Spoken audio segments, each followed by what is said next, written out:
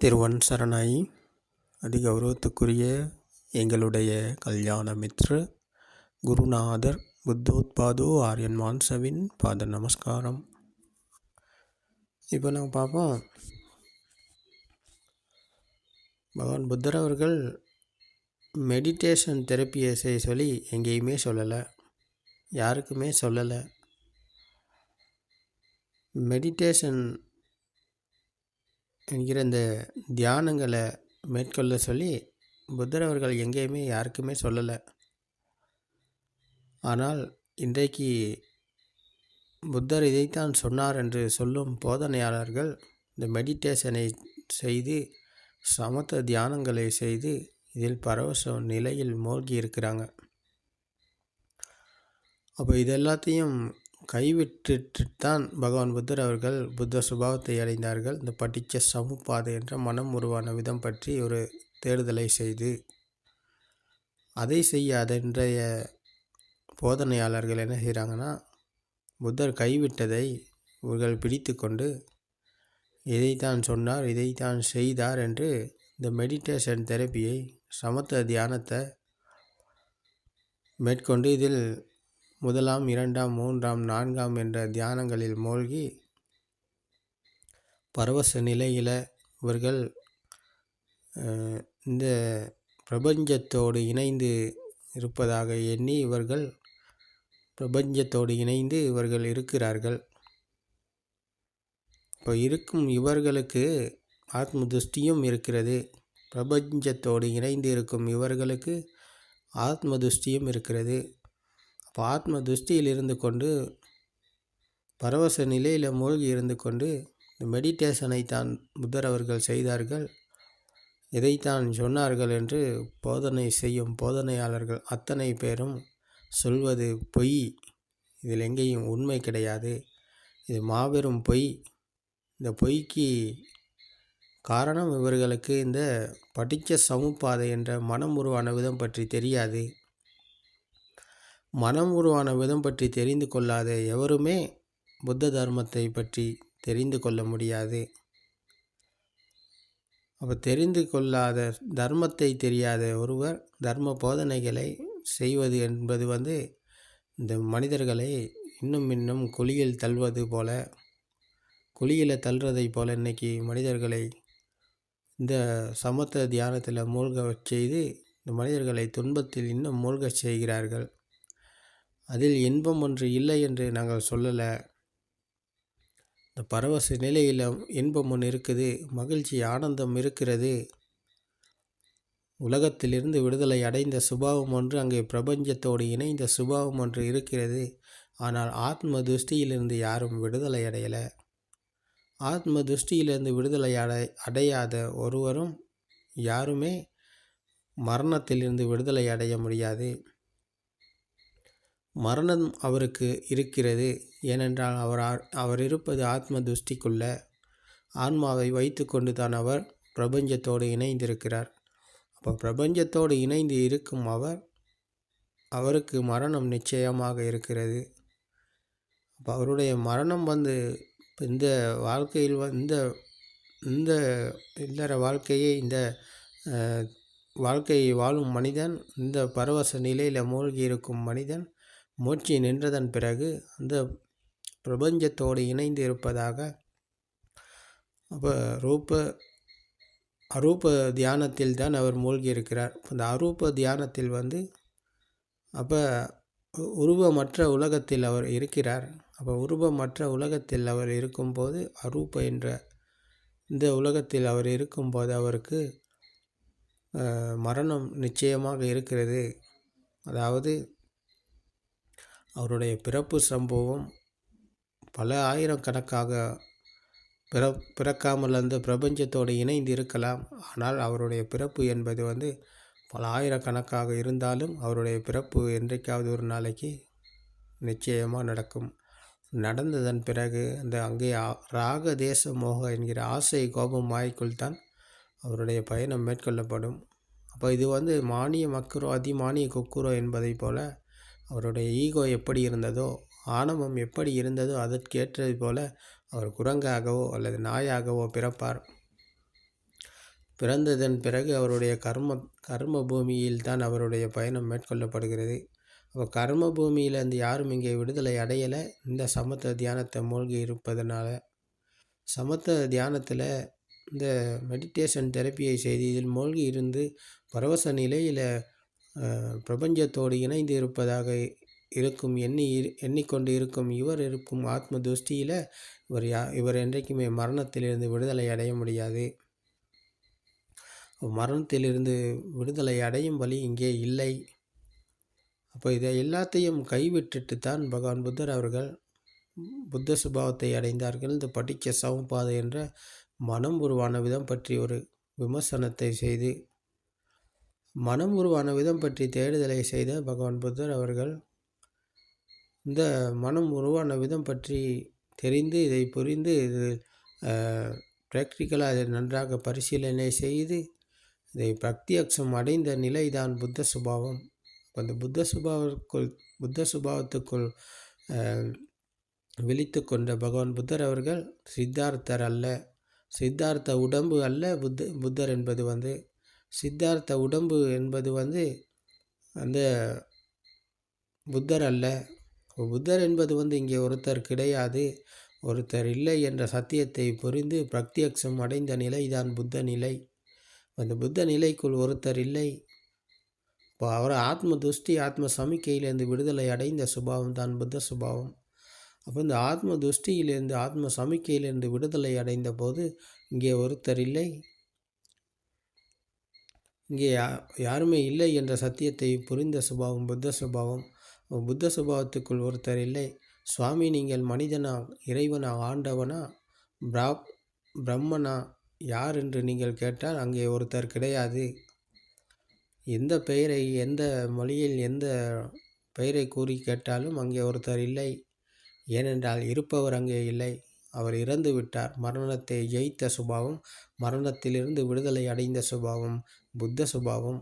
இந்த புத்த சுபாவத்துக்குள் ஒருத்தர் இல்லை என்றால் அங்கே மரணிப்பதற்கும் ஒருத்தர் இல்லை.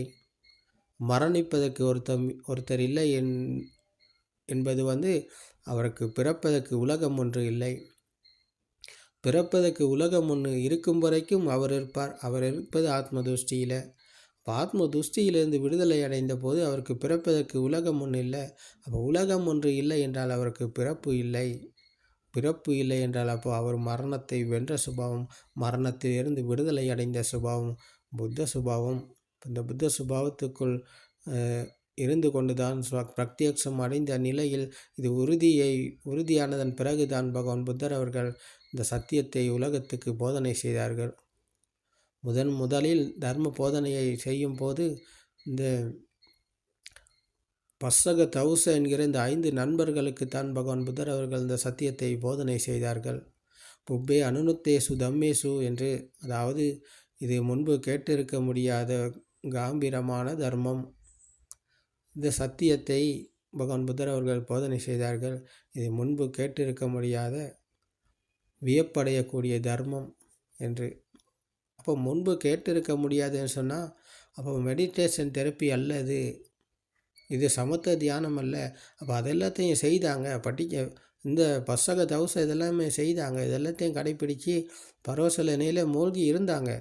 இப்போ இன்றைக்கு இந்த சத்குருவை போல் இன்னும் இருக்காங்க இந்தியாவில் நிறைய. இப்போ இவர்களும் இந்த பரவச நிலையில் மூழ்கி இருந்தவங்க தான் இந்த பஸ்ஸக தௌச என்கிற இந்த 5 நண்பர்கள். அப்போது பகவான் புத்த நிலையை அடைந்து நீங்கள் செய்கிறது அல்ல இது, நான் சொல்வது என்பது இது முன்பு கேட்டிருக்க முடியாதது, இது காம்பீரமானது, பூரிப்படையக்கூடியது, ஆச்சரியமிக்கது என்று பகவான் புத்தர் கூறியது இந்த மெடிடேஷன் தெரப்பி அல்ல. மெடிடேஷன் தெரப்பியை சொல்லலை பகவான் புத்தர் அவர்கள். புத்தன் சுபாவத்தை அடைந்து படிக்க சமுப்பாது என்ற மனம் உருவான விதம் பற்றி தான் பகவான் புத்தர் அவர்கள் கூறினார்கள். அப்போ இதை கேட்கும் போதே இவர்களுக்கு இதை புரிந்து கொள்ள முடிகிறது. அப்போ முதல் ஸ்ராவக என்கிற ஸ்ராவக புத்தர் அவர் இங்கே தான் உருவானார். அதாவது ஸ்ராவக சங்க என்ற சங்க நிலையை பௌத்த என்ற புத்த சுபாவத்துக்குள் பௌத்தர் உருவானது தான் இந்த சத்தியத்தை புரிந்து கொண்ட சுபாவத்தில். முதல் போதனையில் கொண்டஞ்ச தாபசர் இந்த சத்தியத்தை புரிந்து கொள்ளுகிறார். சத்திய ஞானம் அடைகிறார். அப்போ இவர் தான் முதலில் இந்த புத்த சாசனத்தில் புத்த ஸ்ராவகர் இவர் தான். அப்போ இவர் தான் பௌத்தர். அப்போ இந்த பௌத்த என்பது மெடிடேஷன் தெரப்பியை செய்வதனால யாரும் பௌத்தராக முடியாது. அவர் புத்தரின் புத்த ஸ்ராவகராக முடியாது. பௌத்தராகவும் புத்த ஸ்ராவகராகவும் பிக்ஷுவாகவும் ஆகணுமா இருந்தால் நாங்கள் சத்தியம் என்னவென்று தெரிந்திருக்க வேண்டும். சத்தியத்தை காண்பவர் தான் புத்தரை காண்பார். யோ தம்மம் பசதி சோமம் பசதி என்று பகவான் புத்தர் கூறிய தர்மத்தை காண்பவர் புத்தரை காண்பார் என்ற சத்தியத்துக்கு நாங்கள் வரணும். சத்திய தர்மம் என்னவென்று நாங்கள் தெரிந்து கொள்ள வேண்டும். தெரிந்து கொள்பவருக்குத்தான் இதை புரிந்து கொள்ள முடியும். சத்தியம் என்னவென்று தெரியாத யாருமே பௌத்தரும் கிடையாது, அங்கே ஒரு பிக்ஷுவும் இல்லை, அது ஸ்ராவகரும் ஆகாது. அப்போ அங்கே ஸ்ராவக என்ற சங்க நிலையை அடையணுமா இருந்தால் சங்க என்ற சுபாவத்துக்குள் வர வேணுமா இருந்தால் சத்தியத்துக்கு வரணும். சத்திய தர்மத்தை நாங்கள் தெரிந்து கொள்ள வேண்டும். முதலில் தெரிந்து இதை புரிந்து கொண்டு ப்ராக்டிக்கலாக அது நடைமுறைக்கு நாங்கள் இதை பழக்கப்படுத்தி கையாண்டு இதை அனுபவபூர்வமாக இதை உறுதியான பிறகு பிரத்யக்ஷம் அடைந்த நிலைதான் புத்த நிலை. அப்போ அங்கே தான் ஸ்ராவகர் சங்க ரத்ன என்ற ஸ்ராவகர் இருக்கிறார். ஸ்ராவக புத்தர் என்ற புத்த சுபாவத்தை அடைந்த நிலை இதுதான். அப்போ இது தெரியாத யாருமே மெடிடேஷன் தெரப்பியை செய்து பரவச நிலையில் மூழ்கி இருக்கும் யாருக்கும் இந்த சத்தியம் தெரியாது. அப்போ இதைத்தான் இன்றைக்கி உலகத்தில் செய்து கொண்டிருக்கிறாங்க. மெடிடேஷன் தெரப்பியை பரவச நிலையில் மூழ்கி இருக்கிறாங்க, சமத்த தியானத்தை மேற்கொண்டு. அப்போ இது எதுவுமே புத்த தர்மம் கிடையாது, புத்த தர்மம் அல்ல இது எதுவுமே.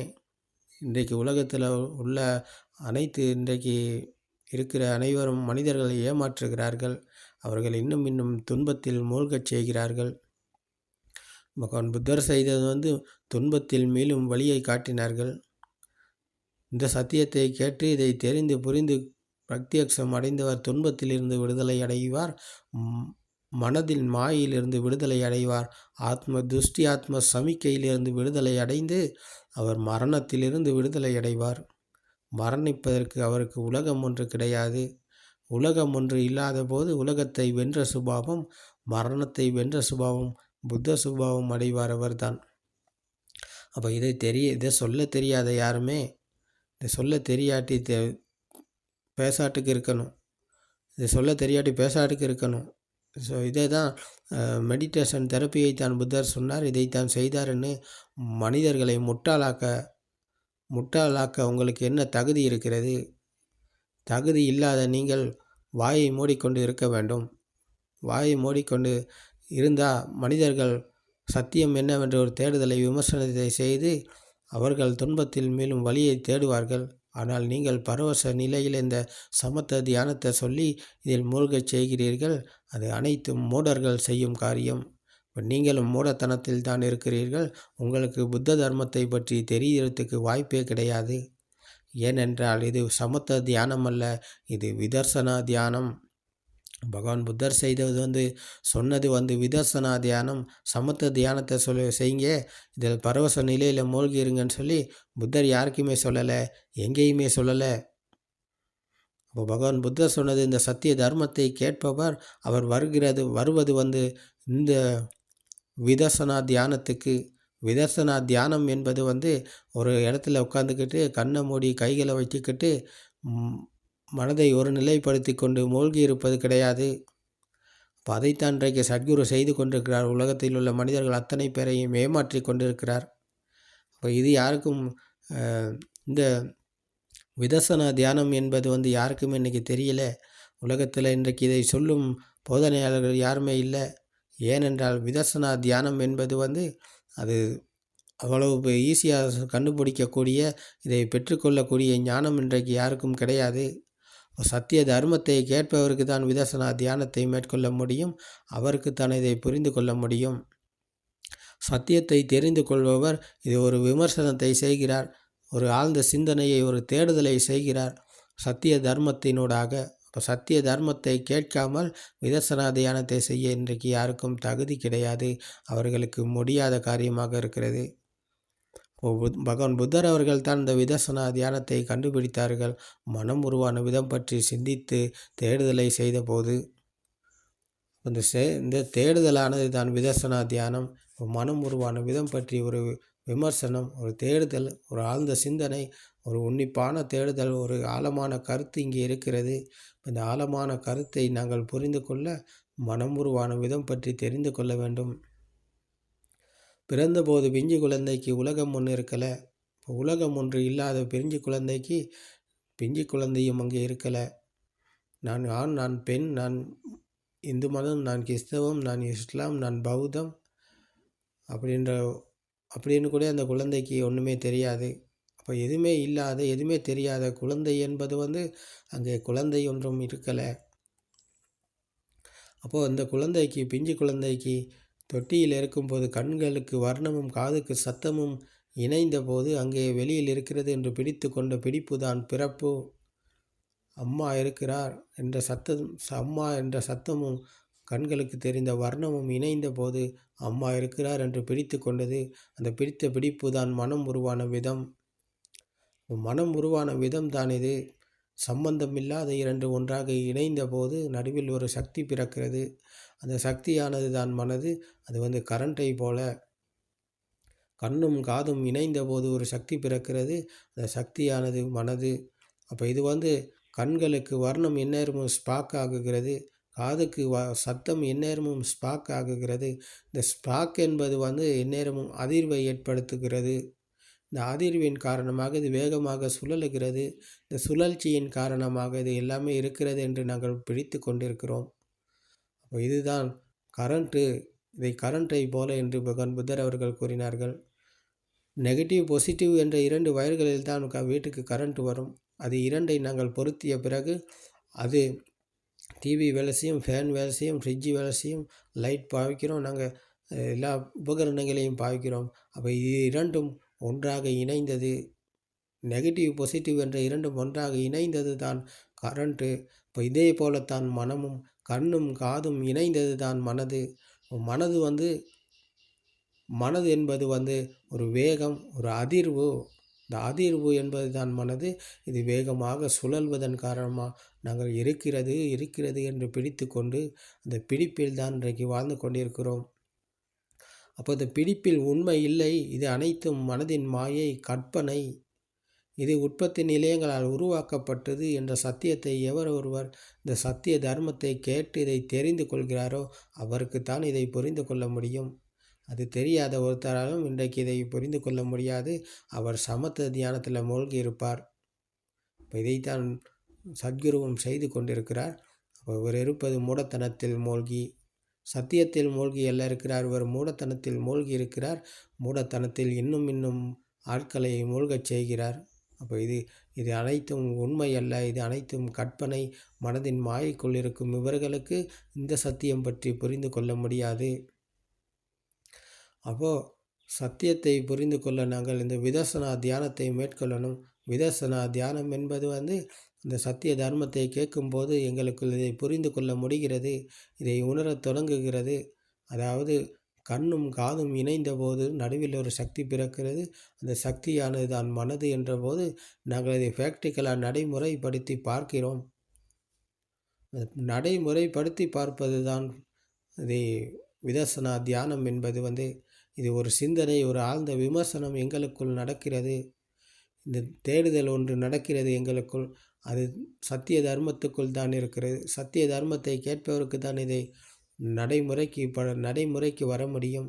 இப்போ நடைமுறைப்படுத்தி பார்ப்பது தான் இந்த தர்மத்தில் இருக்கிறது, சத்தியத்தில் இருக்கிறது. இது ஒரு சிலபஸ் அல்ல, இது ஒரு கற்பனை கதை அல்ல. இது உங்களுக்குள் உறுதியாகும் சத்தியம். அதான் காம்பீரம் என்று பகவான் புத்தர் அவர்கள் கூறினார்கள். அப்போ இது அனுசோத்தை அல்ல, இது படிசோத்தை. அதாவது அனுசோத்தையில் பள்ளத்தை நோக்கி போவது போல் இன்றைய மனிதர்கள் போவது கிடையாது. இது படிசோத்தை. இது மேல் நோக்கி போவது. இது அதிகாம்பீரம். இது ஆச்சரியமிக்கது, அற்புதமான பரம சத்தியம் இதுதான். அதிகாம்பீரமான பரம சத்திய தர்மம் இதுதான். அந்த சத்திய தர்மத்தை கேட்டு நீங்களும் இதை தெரிந்து புரிந்து கொள்ள இந்த சத்திய தர்மம் உங்களுக்கு துணையாக இருக்கும். திருவன் சரணை.